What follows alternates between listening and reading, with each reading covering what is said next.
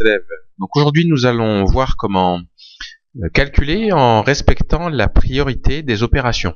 Alors je vous propose pour commencer une première opération. Donc 3 plus 7 plus 9 plus 5. Alors comme vous pouvez le remarquer, il n'y a que des additions ici. Donc quand il n'y a que des additions, on peut effectuer les calculs dans n'importe quel ordre. Donc par exemple, on peut commencer par 3 plus 7, ce qui fait 10. 9 plus 15 plus 5, ce qui donne 14. Et on se retrouve donc avec 10 plus 14, et 10 plus 14 c'est égal à 24.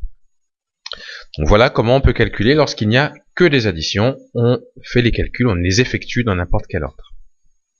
Alors maintenant, imaginons qu'on n'ait que des soustractions. Donc par exemple, 15, moins 6, moins 2, moins 1.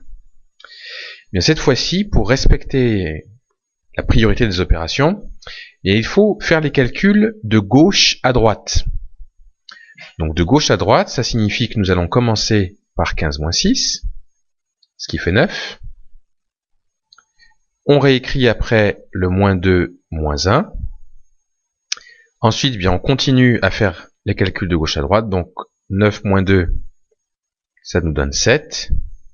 Et je réécris le 7 moins 1, ce qui me donne au final 6. Donc lorsque l'on a uniquement que des soustractions, il faut effectuer les calculs de gauche à droite. Maintenant, imaginons qu'on ait à la fois des soustractions et des additions. Donc 86 moins 32, plus 4, moins 12. Eh bien, là, il est préférable de faire tous les calculs aussi de gauche à droite. Donc 86 moins 32, ce qui donne alors 4, 54, plus 4 moins 12. Ensuite, eh bien, on fait les calculs de gauche à droite encore. 54 plus 4, ça donne 58. Et donc on obtient 58 moins 12. Et 58 moins 12, eh bien, c'est égal à 46.